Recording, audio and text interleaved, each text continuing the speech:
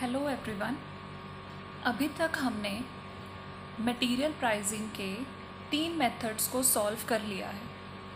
First in first out, last in first out and highest in first out. Now we are going to solve the fourth method of pricing of material. ये मेथड है आपका average price method. अब average price method क्या कहता है कि हमें नहीं पता कि मार्केट में हमें मटेरियल कैसे मिल रहा है। प्राइजेस आर फ्लक्चुएटिंग, ना तो प्राइस राइज कर रहा है ना तो प्राइस फॉल कर रहा है, वो फ्लक्चुएट कर रहा है। At some times it is increasing, at some times it is decreasing. तो हमें कोई भी मेथड अप्रोप्रिएट नहीं लग रहा। So the best solution to this problem कि हम उसको एवरेज प्राइस मेथड के अकॉर्डिंग इशू कर दें। अब average price method further 2 methods में डिवाइडेड है। एक वो कहता है कि एक तो आपके पास कौन सा मेथड है, सिंपल एवरेज, जैसे हम नॉर्मल एवरेज लेते हैं, और एक है हमारे पास वेटेड एवरेज, जिसमें हमने वेट्स के अकॉर्डिंग देखना है कि हमारा जो प्राइस है वो क्या निकल कर आ रहा है।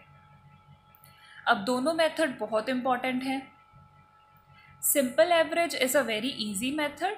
वेटेड एवरेज में थोड़ा सा टेक्निकल टर्म आपको समझनी पड़ेंगी, उसकी कैलकुलेशन में थोड़ा टाइम देना पड़ेगा, तभी आपको इसका क्लैरिटी आए।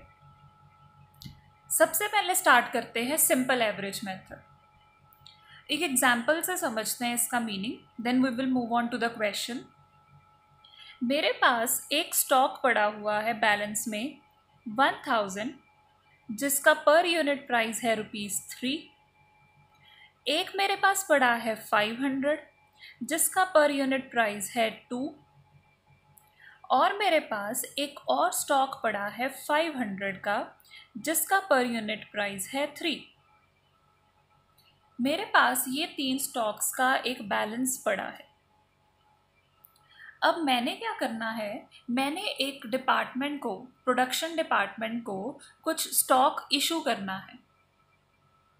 लेट्स सपोज मुझे इशू करना है प्रोडक्शन डिपार्टमेंट को 500 यूनिट्स। अब मैं अगर सिंपल एवरेज मेथड लगा रही हूँ तो उसके according what I will do, I will calculate an average price of these 3 rates. वो कैसे आएगा? Simple average price is equal to 3 plus 2 plus 3 divided by कितने number of prices ले रहे हो आप? 1, 2, 3. सो यहाँ पर आपकी एक टर्म आ जाएगी, वो जो रेट होगा वो आपका डिसाइड करेगा कि आपने जो ये 500 यूनिट्स इशू करने हैं ये किस रेट पर इशू करोगे। So here if it turns out to be 6 + 2 8, 8 divided by 3।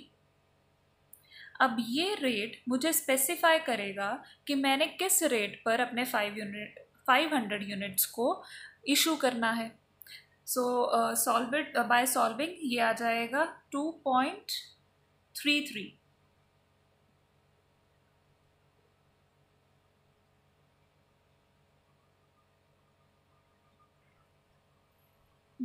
यहाँ पर कैलकुलेशन होगी 2.67। सो 500 इंटू 2.67 पर आप उसको इशू करोगे टू द रिस्पेक्टिव डिपार्टमेंट। ये तो है आपका सिंपल एवरेज का मेथड। अब अगर मैं केस लूँ वेटेड एवरेज की, सेम एग्जाम्पल को वेटेड एवरेज से सॉल्व करते हैं। वेटेड एवरेज में हमने क्या करना है, हमने जो भी रिस्पेक्टिव पर यूनिट प्राइस है उनको उनके रिस्पेक्टिव यूनिट्स के साथ मल्टीप्लाई करना है। वेटेड एवरेज का मतलब क्या होता है कि आपने हर एक प्राइस को उसके वेट के साथ मल्टीप्लाई करके देन डिवाइड करना है टोटल वेट के साथ। अगर मैं इस केस में वेटेड एवरेज प्राइस निकालूं, क्योंकि मुझे क्या देखना है कि मेरा जो ये 500 का स्टॉक है ये वेटेड एवरेज के अकॉर्डिंग किस रेट पर इशू होगा। सिंपल एवरेज का तो रेट आ गया मेरे पास 2.67, वेटेड एवरेज का रेट डिफरेंट आएगा। और वेटेड एवरेज मेथड आपका ज़्यादा रियलिस्टिक मेथड है। अब हमने यहाँ पर सिंपल एवरेज में तो क्या किया, डायरेक्ट एवरेज निकाल दी, बट हमने ये नहीं देखा कि ये जो ₹3 था वो 1000 यूनिट्स के लिए था, ये ₹3 हमारा 500 यूनिट्स के लिए है।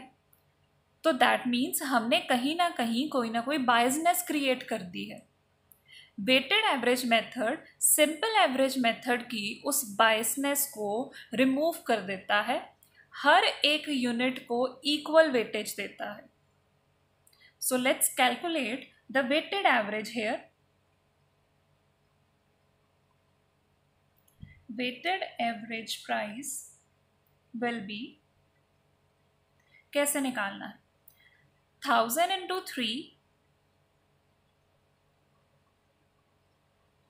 plus 500 into 2 plus 500 into 3 divided by, अब आपको डिवाइड किससे करना है, आपको डिवाइड करना है with total number of units. वो कितने हैं यहाँ पर, 1000 plus 500 plus 500, सो 1000 plus 500 plus 500। और यहाँ पर हम अब इस कैलकुलेशन को सॉल्व करेंगे। 3000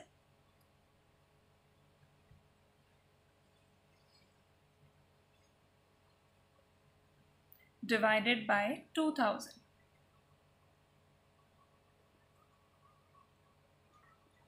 और यहाँ पर आपका जो प्राइस निकल कर आया है वो है 2.75। नाउ यू कैन चेक, आपका वेटेड एवरेज के अकॉर्डिंग 2.75 आ रहा है और आपका सिंपल एवरेज के अकॉर्डिंग 2.67 आ रहा है।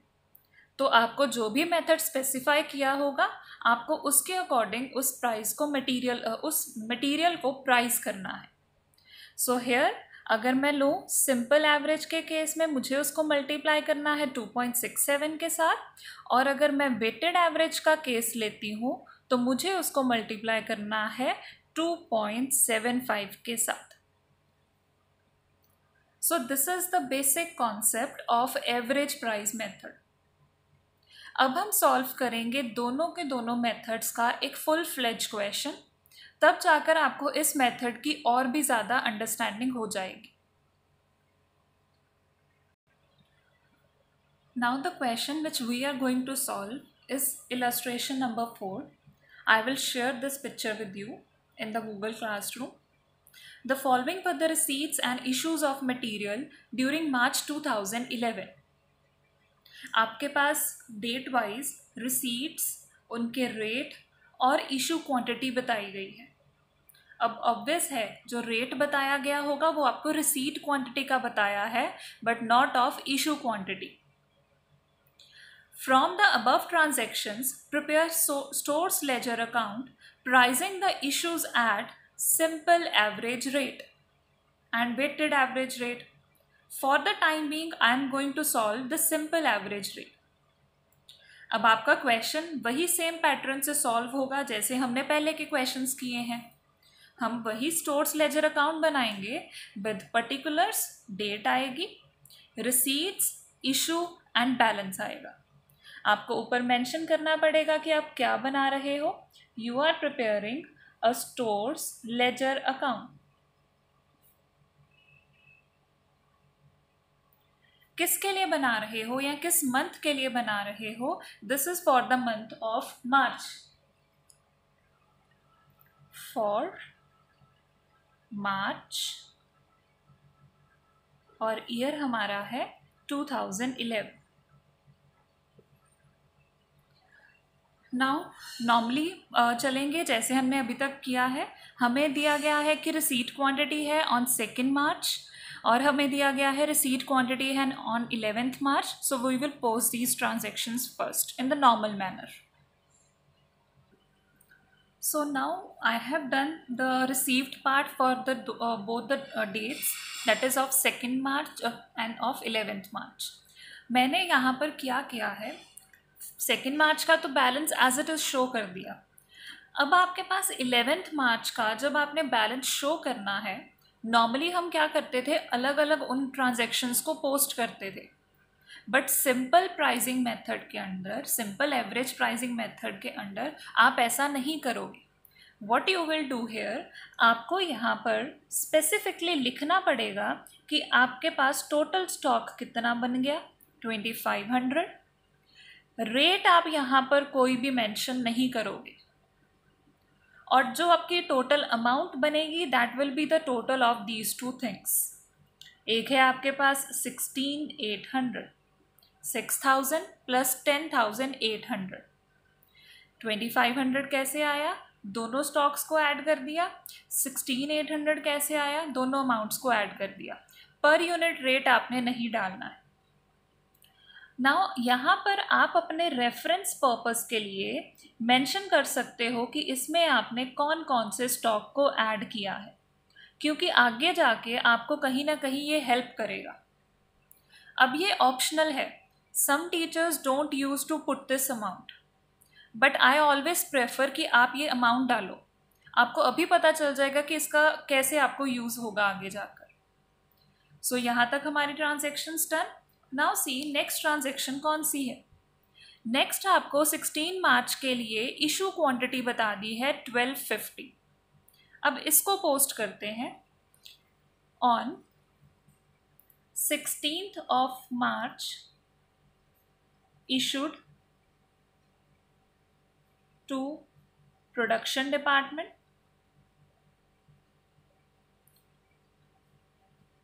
हमने इशू किया है 1250 यूनिट्स को.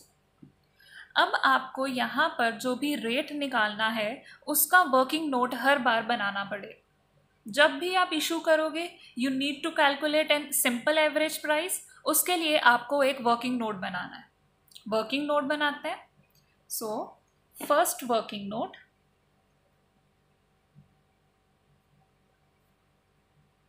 नंबर 1, हमें निकालना है सिंपल एवरेज प्राइस.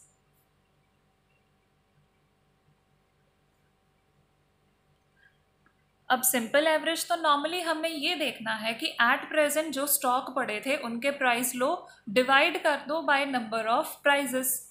हमारे पास मैं चेक करूंगी प्रीवियस डेट को स्टॉक पड़ा है 2500. उसमें कितने नंबर ऑफ स्टॉक्स एडेड हैं, 2 एडेड हैं. उनके प्राइजेस उठा लेते हैं. 1000 का जो रेट है वो कितना है, 6 है. और जो आपका 1500 है उसका रेट कितना है, 7.2 है. तो आप एवरेज कैसे निकालोगे, 6 प्लस 7.2 डिवाइडेड बाय 2. 2 क्यों, डिवाइड 2 से क्यों किया है, क्योंकि नंबर ऑफ प्राइजेस कितने लिए हैं आपने, 2 ही लिए हैं. So divided by 2.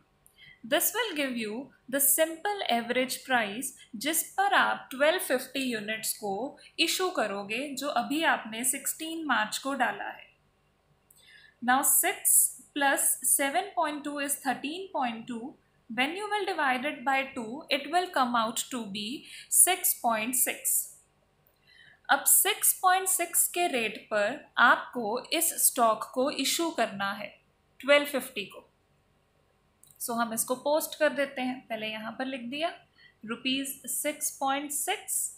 ये वर्किंग नोट नंबर 1 है, तो मैं यहाँ पर वर्किंग नोट नंबर 1 ब्रैकेट में स्पेसिफाई कर दूंगी. यहाँ पर आपका 6.6 रेट आ गया. अब मल्टीप्लाई कर देते हैं 6.6 इंटू 1250. This is 8250. अब यहाँ तक आपका एक पॉइंट कवर हो गया. अब इसका बैलेंस कैसे निकालेंगे यहाँ पर, वो भी देख लेते हैं. हमारे पास प्रीवियस स्टॉक कितना था, 2500 का स्टॉक था. उसमें से हमने 1250 का स्टॉक तो इशू कर दिया, तो बचा कितने का स्टॉक हमारे पास, 1250 का स्टॉक बचा. अगेन बैलेंस कॉलम में कोई भी अमाउंट नहीं डालेंगे। अब ये वाला पार्ट कैसे निकालोगे आप? पहले आपके पास कितने का पड़ा था स्टॉक? टोटल अमाउंट कितनी थी उसकी? It is 16,800। हमने कितने का इशू कर दिया है? 8250 का। तो जो भी बैलेंस आएगा वो होगा 8550। दैट मीन्स आपने स्टॉक कैसे डालना है? This minus this. अमाउंट कैसे डालनी है? This minus this. तो टोटल आपका ये बैलेंस आ जाएगा एज ऑन 16th March 2011। अब देखते हैं हमारी नेक्स्ट ट्रांजैक्शन कौन सी है। नेक्स्ट ट्रांजैक्शन आपने रिसीव किया है 1250 यूनिट्स एट 7.8। सो इसको पोस्ट कर लेते हैं। रिसीट तो आपने पोस्ट कर लिया, इश्यूज नहीं है इस डेट को। अब यहाँ पर भी बैलेंस कैसे ड्रॉ करना है? बैलेंस ड्रॉ करने के लिए व्हाट वी विल डू, हमने क्या किया, जो पहले वाला बैलेंस था 1250 का और जो आपके पास अब बैलेंस आया है, दोनों को कर देंगे ऐड। और जो पहले वाला आपका अमाउंट था उसको क्या कर देंगे, इस वाली अमाउंट के साथ क्लब अप कर देंगे, तो आपकी टोटल वैल्यू आ जाएगी। So when you will add 8550 with 9750, amount निकल कर आ रही है 18,300। और अगर हम स्टॉक की बात करें, 1250 का यहाँ पर स्टॉक था, इशू भी हमने 1250 किया और हमने रिसीव भी 1250 किया, तो हमारे पास टोटल स्टॉक जो हो जाएगा वो होगा 2500 का। यहाँ तक ठीक था। बट मैंने बोला ना आपको, जब भी आपने यहाँ पर स्टॉक लिखना है रिसीव करने के बाद, आप स्पेसिफाई करोगे कि वो स्टॉक कौन कौन सा है फॉर योर रेफरेंस पर्पस। अब यहाँ पर मैं कैसे देखूँ, मेरे पास जो 1250 का स्टॉक ये पड़ा था वो कैसे आया? 2500 माइनस 1250। अब आपको क्या करना है, यहाँ पर 1250 को भी स्पेसिफाई करना पड़ेगा कि कौन सा स्टॉक पड़ा है आपके पास। नॉर्मली हम क्या करते हैं, हम एज्यूम करते हैं। अब वो एजम्पशन क्या है वो भी देख लेते हैं। हम हमेशा यहाँ पर ये एज्यूम करेंगे कि जो हमने 1250 यूनिट्स बेचे हैं वो यूनिट्स पहले वाले यूनिट में से 1000 निकाले हैं और दूसरे वाले स्टॉक में से 250 निकाले। We always assume this thing कि स्टॉक जो आपका निकलेगा वो निकलेगा तो first in first out basis पर, बट जो रेट डिसाइड होगा वो सिंपल एवरेज रेट पर डिसाइड होगा। मतलब जो ये 1250 का स्टॉक मैंने यहाँ पर निकाला है वो मैंने कैसे यूज़ किया है, 1000 ये वाला स्टॉक यूज़ किया और 250 ये स्टॉक यूज़ किया। दैट मीन्स जो मेरे पास ये 1250 का स्टॉक बचा है, ये किसका बचा है? सिर्फ ये वाले स्टॉक का। तो 1250 का स्टॉक ये वाला मेरे पास 1500 वाले में से आया और ये 1250 का स्टॉक मैंने अभी यहाँ पर निकाला। तो मैंने यहाँ पर स्पेसिफाई कर दिया फॉर माय रेफरेंस पर्पस कि ये 1250 पिछला स्टॉक प्लस जो अभी स्टॉक आया 1250 का। अब आप यहाँ पर अपना स्पेसिफाई कर सकते हो कि ये आपने यूज़ कैसे क्रिएट किया। 1000 आपने निकाल दिया तो आपका 1000 माइनस 1000 हो गया, प्लस आपने क्या किया, 1500 में से 250 निकाल दिया। 1000 माइनस 1000 0, 1500 माइनस 250 इज 1250। तो वो जो 1250 है, एक तो वो और एक जो आपने अभी इशू किया है, वो दोनों मिलकर आपका 2500 का स्टॉक क्रिएट कर देंगे। रेट हम कुछ भी मेंशन नहीं करते हैं। अब चलते हैं नेक्स्ट ट्रांजैक्शन की ओर। नेक्स्ट हमें उन्होंने बोला है कि हमारा एक इशूड पार्ट है 1000 यूनिट्स का ऑन 22nd March। इसको पोस्ट करते हैं।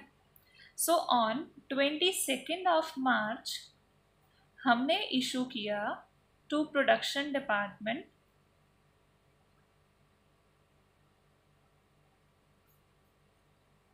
1000 यूनिट्स को इशू करना है। रेट फिर से निकालना पड़ेगा, हमें वर्किंग नोट पोस्ट करना चाहिए। तो मैं यहाँ पर बना रही हूँ working note number 2। Working note number 2 बनाते हैं। सिंपल एवरेज प्राइस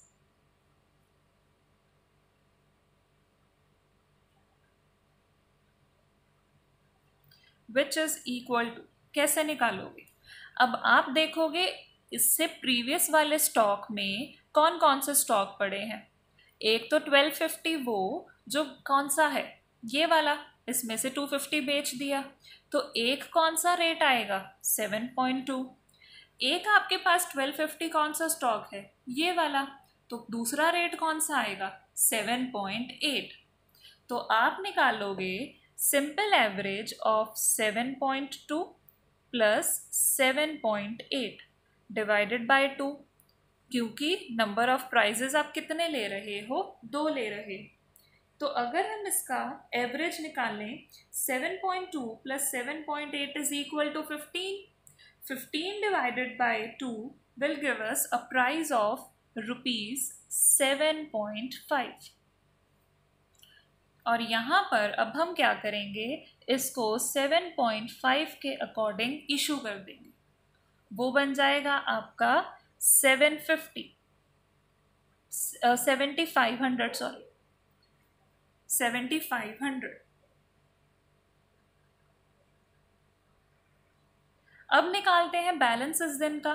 बैलेंस आपको कैसे निकालना है, 2500 माइनस 1000, वो हो जाएगा आपका 1500 यूनिट्स। रेट आप कोई पोस्ट नहीं करते, बैलेंस जो अमाउंट का कैसे निकलेगा, 18300 माइनस 7500, वो हो जाएगा आपका रेट 10800। और यहाँ पर आपका क्वेश्चन कंप्लीट होता है। We have completed all the transactions. तो अब हम क्या करेंगे, एट द एंड हम अपना कंक्लूजन पास करते हैं। तो हम देखेंगे यहाँ पर क्लोजिंग स्टॉक कितना बचा है, लिखेंगे closing balance is 1500 units amounting ₹10,800। 1500 units amounting ₹10,800. And this is how a question of simple average method is solved. In the next video, I will discuss the next method of average pricing, weighted average method.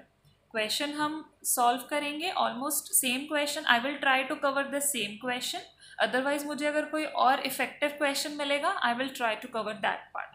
Thank you.